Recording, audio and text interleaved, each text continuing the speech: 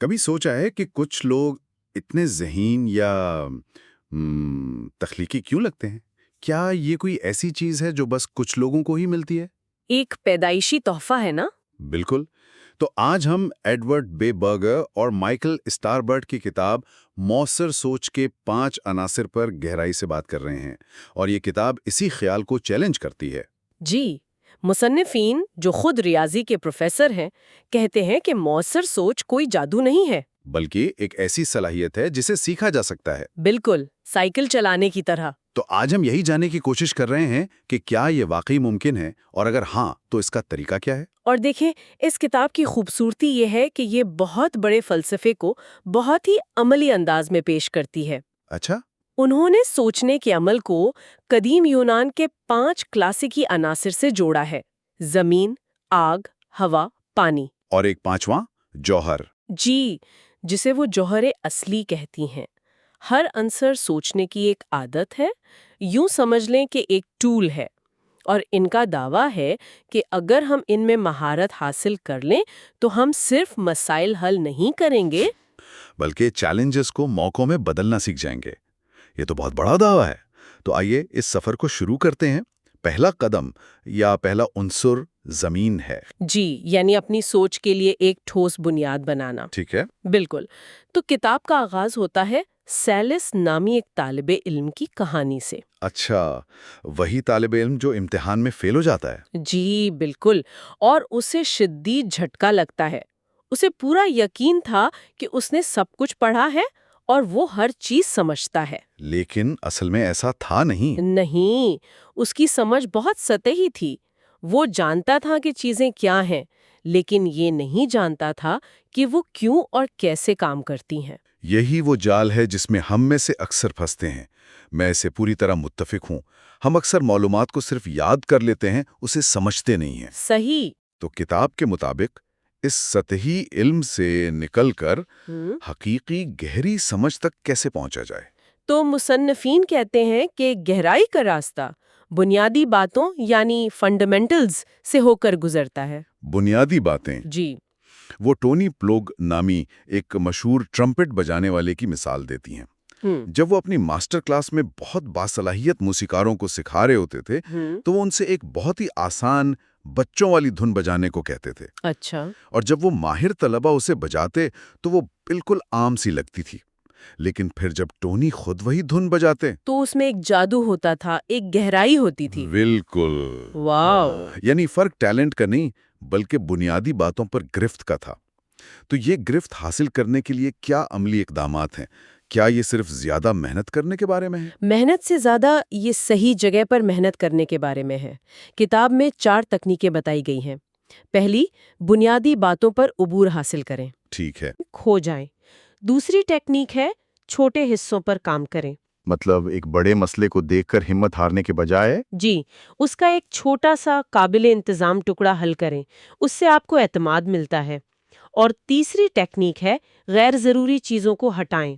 خلفشار اور غیر اہم تفصیلات کو ختم کر کے مسئلے کے اصل جوہر تک پہنچنا۔ صحیح۔ یہ تیسرا نقطہ مجھے پکاسو کی یاد دلاتا ہے۔ اس کی بیل کی ڈرائنگز کی ایک سیریز ہے۔ جی میں جانتی ہوں۔ جہاں وہ ہر اگلی ڈرائنگ میں تفصیلات کم کرتا جاتا ہے، یہاں تک کہ آخر میں صرف چند لکیریں رہ جاتی ہیں۔ لیکن آپ کو پھر بھی اس میں بیل کا پورا وجود نظر آتا ہے۔ بالکل۔ تو یہ چاروں ٹیکنیکیں دراصل ایک ہی خیال کی طرف اشارہ کر رہی ہیں کہ گہری سمجھ کا مطلب زیادہ جاننا نہیں بلکہ ضروری چیزوں کو ناقابل یقین حد تک گہرائی سے جاننا ہے۔ آپ نے بالکل صحیح نقطہ پکڑا۔ اور چوتھی ٹیکنیک اسی خیال کو مکمل کرتی ہے۔ دیکھیں کہ کیا غائب ہے، یعنی یہ پہچاننا کہ آپ کیا نہیں جانتے۔ جی، اپنی سمجھ میں موجود خلا کو تسلیم کرنا ہی اسے پر کرنے کی طرف پہلا قدم ہے۔ جب آپ بنیادی باتوں کو اتنی گہرائی سے جان لیتے ہیں کہ آپ کو یہ بھی پتہ چل جاتا ہے کہ کیا غائب ہے، تب آپ کی زمین یعنی بنیاد واقعی مضبوط ہو جاتی ہے۔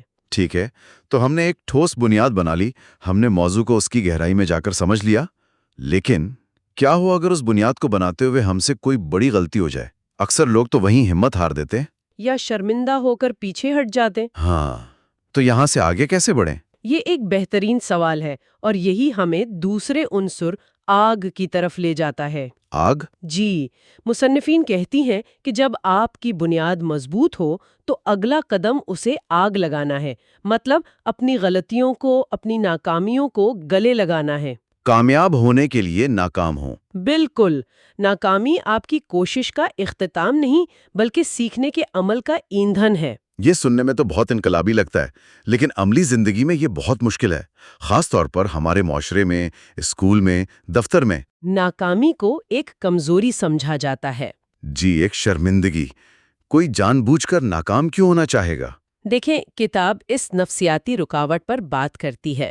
نقطہ جان بوجھ کر ناکام ہونا نہیں بلکہ ناکامی کے خوف کے بغیر کوشش کرنا ہے۔ اچھا۔ مصنف ٹریف او ڈیٹا کی کہانی سناتی ہے، جو 1970 کی دہائی کی ایک کمپنی تھی اور بری طرح ناکام ہوئی۔ ہاں، بل گیٹس اور پال ایلن کی۔ جی، لیکن انہوں نے اس تجربے سے وہ کچھ سیکھا جو انہیں کسی بزنس اسکول میں نہیں مل سکتا تھا، اور اسی سیکھنے نے بعد میں مائکروسافٹ کی بنیاد رکھی۔ تو ٹریف او ڈیٹا ایک ناکامی نہیں تھی؟ وہ ایک ضروری سبق تھی۔ تو اس کا مطلب یہ ہوا کہ بل گیٹس کی کامیابی کا راز صرف ان کی ذہانت نہیں تھی، بلکہ ان کی پہلی بڑی ناکامی کو ایک ڈیٹا پوائنٹ کے طور پر دیکھنے کی صلاحیت تھی۔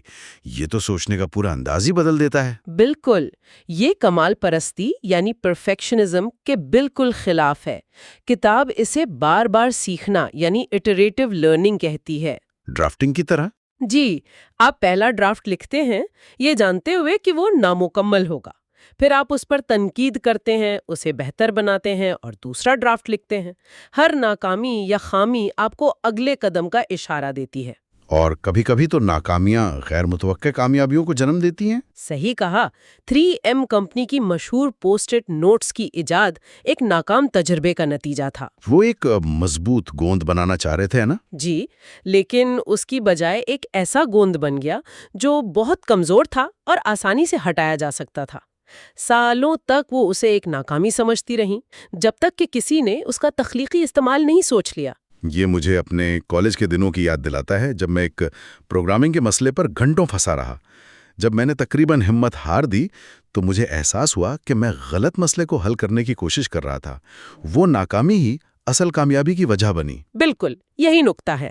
خلاصہ یہ ہے کہ ہمیں خطرات مول لینے چاہیے، یہ جانتے ہوئے کہ غلطیاں ہوں گی، لیکن وہی غلطیاں ہمیں راستہ دکھائیں گی۔ جیسا کہ کہا جاتا ہے، بندرگاہ میں جہاز محفوظ ہے، لیکن جہاز بندرگاہ کے لیے نہیں بنائے جاتے۔ کیا خوبصورت بات کہی۔ اور جب آپ غلطیاں کرتے ہیں تو آپ کو یہ سمجھنے کی ضرورت پڑتی ہے کہ غلطی ہوئی کیوں۔ اور یہ سمجھ صرف ایک ہی طریقے سے آ سکتی ہے۔ سوال پوچھنے سے۔ تو ہم نے ایک بنیاد بنائی زمین۔ اور اسے ناکامی کی آگ میں تپانے سے نہیں ڈرے۔ آگ۔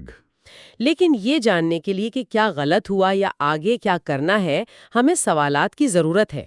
یہ مجھے تیسرے عنصر ہوا کی طرف لے جا رہا ہے۔ جی، جس کا تعلق سوال پوچھنے کے فن سے ہے۔ مصنفین کہتے ہیں اپنا سقراط خود بنو۔ جی ہاں، اکثر لوگ سوال پوچھنے کو کمزوری یا جہالت کی علامت سمجھتے ہیں۔ ہمیں سکھایا جاتا ہے کہ جواب دینا ذہانت ہے، سوال کرنا نہیں۔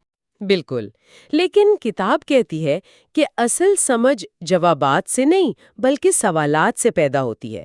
جب آپ سوال پوچھتے ہیں تو آپ اپنے مفروضوں یعنی ازمپشنز کو چیلنج کرتے ہیں۔ آپ یہ ماننے سے انکار کرتے ہیں کہ چیزیں بس ایسی ہی ہوتی ہیں۔ اچھا، سوال پوچھنے کی بات تو ٹھیک ہے، لیکن کیا یہ اتنا آسان ہے؟ خاص طور پر ہمارے معاشرے میں زیادہ سوال پوچھنے والے کو اکثر نادان سمجھا جاتا ہے یا تنگ کرنے والا۔ ہاں، لوگ سوچتے ہیں کہ آپ ان کے اختیار کو چیلنج کر رہے ہیں۔ اس سماجی دباؤ کو کیسے دور کیا جائے؟ یہ ایک بہت اہم نکتہ ہے، اور کتاب اس کا جواب رچرڈ فیننمن کی مثال سے دیتی ہے، جو ایک نوبل انعام یافتہ سائنسدان تھے۔ چیلنجر خلائی شٹل کی تباہی والی کہانی؟ جی، جب 1986 میں شٹل تباہ ہوا تو وہ تحقیقاتی کمیشن کا حصہ تھیں۔ مہینوں تک بڑے بڑے انجینئرز اور مینیجرز پیچیدہ وضاحتیں دیتے رہے، لیکن فیننمن نے ایک بہت ہی سادہ بچوں والا سوال پوچھا۔ کیا سوال تھا؟ انہوں نے شٹل کے ایک ربڑ کے چھلے، جسے او رنگ کہتے ہیں، کا ایک ٹکڑا لیا اور اسے برف کے پانی کے گلاس میں ڈال دیا۔ اور اس سے کیا ثابت ہوا؟ اس سے یہ ثابت ہوا کہ شدید سردی میں وہ ربڑ اپنی لچک کھو دیتا ہے اور سخت ہو جاتا ہے۔ لانچ والے دن موسم بہت ٹھنڈا تھا، او رنگ سخت ہو گیا اور ایندھن لیک ہو گیا جس سے تباہی ہوئی۔ فیمنائن کا سوال کسی پر حملہ نہیں تھا، وہ صرف ایک بنیادی حقیقت کو سمجھنے کی کوشش تھی۔ اس ایک سادہ سے سوال نے پوری بحث کا رخ بدل دیا۔ اس سے پتہ چلتا ہے کہ سب سے طاقتور سوالات اکثر سب سے بنیادی ہوتے ہیں۔ بالکل۔ تو نقطہ یہ ہے کہ ہمیں دوسروں پر الزام لگانے والے سوال نہیں بلکہ تجسس بھرے سوال پوچھنے چاہیے، اور سب سے پہلے خود سے۔ جی، اپنے تعصبات یعنی بایسز پر سوال اٹھانا چاہیے۔ ہمیں یہ پوچھنا چاہیے کہ کیا ہو اگر میں غلط ہوں، یا اس مسئلے کو دیکھنے کا کوئی اور طریقہ کیا ہو سکتا ہے۔ بالکل، اور جب آپ ایسے سوال پوچھنا شروع کرتے ہیں تو آپ کو احساس ہوتا ہے کہ آپ کے خیالات اور جوابات خلا میں موجود نہیں ہیں، وہ ماضی کے خیالات اور دریافتوں سے جڑے ہوئے ہیں۔ اور یہ ہمیں چوتھے عنصر پانی کی طرف لے جاتا ہے، جی، پانی۔ یعنی خیالات کا بہاؤ۔ یہ تھوڑا فلسفیانہ لگتا ہے، اس کا عملی مطلب کیا ہے؟ کیا اس کا مطلب تاریخ پڑھنا ہے؟ ایک طرح سے ہاں۔ اس کا مطلب یہ سمجھنا ہے کہ علم اور ایجادات الگ تھلگ جزیروں کی طرح نہیں ہیں، وہ ایک دریا کی طرح ہیں جو صدیوں سے بہہ رہا ہے۔ اچھا۔ ہر نیا خیال پچھلے خیالات پر استوار ہوتا ہے۔ مصنفین کیلکولس کی مثال دیتی ہیں۔ ہم نیوٹن اور لائبنس کو اس کا موجد مانتے ہیں، لیکن ان کا کام بھی ان سے پہلے آنے والے سینکڑوں ریاضی دانوں کے کام پر منحصر تھا۔ یہ بات تو سمجھ آتی ہے، لیکن اس کا روزمرہ کی مسئلہ حل کرنے میں کیا فائدہ؟ میں کسی پروجیکٹ پہ کام کر رہا ہوں تو مجھے اس کی تاریخ جان کر کیا مدد ملے گی؟ اس کی عملی حکمت عملی بھی ہے۔ پہلی یہ کہ جب آپ کوئی نیا تصور سیکھیں تو ایک لمحے کے لیے رک کر یہ پیشین گوئی کریں کہ آگے کیا ہو سکتا ہے۔ یہ عمل آپ کو صرف حقائق یاد کرنے کے بجائے خیالات کے بہاؤ سے جوڑتا ہے۔ ٹھیک ہے۔ دوسری حکمت عملی یہ ہے کہ آپ خیالات کے ارتقاء کو سمجھیں۔ آج کا سمارٹ فون ٹیلی فون کی ہی ایک جدید شکل ہے۔ صحیح۔ اگر آپ اسی ازدحام کو سمجھیں تو آپ اندازہ لگا سکتے ہیں کہ اگلا قدم کیا ہو سکتا ہے۔ بالکل، اور شاید سب سے اہم حکمت عملی موجودہ خیالات کو نئی جگہوں پر لاگو کرنا ہے۔ جی، یہی تو اختراع یعنی انوویشن ہے۔ ای بے کے بانی پیئر امیدیار نے کوئی نئی چیز ایجاد نہیں کی۔ نیلامی کا تصور صدیوں پرانا تھا۔ انہوں نے صرف اس پرانے خیال کو لیا اور اسے ایک نئے میڈیم یعنی انٹرنیٹ پر لاگو کر دیا۔ بالکل، انہوں نے دیکھا کہ خیالات کا دریا کہاں بہہ رہا ہے اور اس کے لیے ایک نئی شاخ کھود دی۔ تو جب آپ علم کو الگ تھلگ اسباق کے بجائے ایک بہتے ہوئے دریا کے طور پر دیکھتے ہیں تو آپ اس میں نئے راستے بنانے کے قابل ہو جاتے ہیں۔ تو اب تک ہم نے 4 عناصر کا سفر طے کیا ہے۔ ہم نے ایک مضبوط بنیاد بنائی، زمین، ناکامی کی آگ سے سیکھا، آگ، اپنے مفروضوں کو سوالات کی ہوا میں اڑایا، ہوا، اور خیالات کے بہتے ہوئے پانی میں تعلقات کو دیکھا، پانی۔ ایسا لگتا ہے کہ اگر کوئی یہ چاروں کام واقعی کر لے تو وہ انسان ہی بدل جائے گا۔ اور یہی پانچواں اور آخری عنصر ہے جسے کتاب جوہر اصلی کہتی ہے۔ کوئنٹیشیل ایلیمنٹ۔ جی، اور وہ جوہر ہے تبدیلی۔ یہ ایک دلچسپ تضاد ہے۔ قدیم فلسفے میں 5واں عنصر وہ آسمانی مادہ تھا جو کبھی نہیں بدلتا تھا۔ لیکن یہاں مؤثر سوچ کے اس ماڈل میں 5واں اور سب سے اہم عنصر خود تبدیلی ہے۔ اس کا کیا مطلب ہے؟ اس کا مطلب یہ ہے کہ پہلے 4 عناصر کا مقصد صرف کچھ تکنیکیں سیکھنا نہیں ہے، ان کا اصل مقصد آپ کی ذہنیت کو مستقل طور پر تبدیل کرنا ہے۔ اچھا۔ یہ سمجھنا کہ آپ اور آپ کی قابلیتیں پتھر پر لکھی ہوئی نہیں ہیں۔ زندگی ایک جاری کام ہے، ایک ورک ان پروگریس ہے۔ ہر چیز کو بہتر بنایا جا سکتا ہے۔ تو عظیم لوگ اپنی کامیابیوں پر رک نہیں جاتے؟ نہیں، بلکہ وہ ہمیشہ پوچھتے ہیں اسے مزید بہتر کیسے کیا جا سکتا ہے۔ تو مؤثر سوچ کوئی منزل نہیں بلکہ ایک مسلسل سفر ہے۔ مقصد ایک مؤثر سوچنے والا بننا نہیں بلکہ ہمیشہ مؤثر سوچنے کے عمل میں رہنا ہے۔ بالکل، یہ ذہنیت کے ہمیشہ بہتری کی گنجائش موجود ہے، یہی اصل تبدیلی ہے۔ صحیح۔ جب آپ تبدیلی کو اپنی زندگی کا مستقل حصہ بنا لیتی ہیں تو آپ اپنی کہانی کے محض ایک کردار نہیں رہتی، آپ اس کے مصنف اور ہیرو بن جاتی ہیں۔ واہ! آپ سیکھنے کے عمل کو قبول کرتی ہیں اور سمجھتی ہیں کہ ہر تجربہ چاہے کامیاب ہو یا ناکام آپ کو آگے بڑھا رہا ہے۔ تو خلاصہ یہ ہے کہ مؤثر سوچ کے یہ 5 عناصر، زمین یعنی گہری سمجھ، آگ یعنی ناکامی کو اپنانا، ہوا یعنی سوالات پوچھنا، پانی یعنی خیالات کا بہاؤ، اور جوہر اصلی یعنی تبدیلی جی یہ مل کر ایک مکمل فریم ورک بناتے ہیں، اور سب سے اہم بات یہ ہے کہ یہ کوئی پیدائشی تحفہ نہیں ہے، یہ قابل عمل حکمت عملیاں ہیں جنہیں کوئی بھی اپنی زندگی میں، تعلیم میں یا کام میں لاگو کر سکتا ہے۔ جی ہاں، اور یہ گفتگو ایک آخری چیلنجنگ سوال پر ختم ہوتی ہے جو کتاب کے پانی اور ہوا کے عناصر پر مبنی ہے۔ اچھا، وہ کیا ہے؟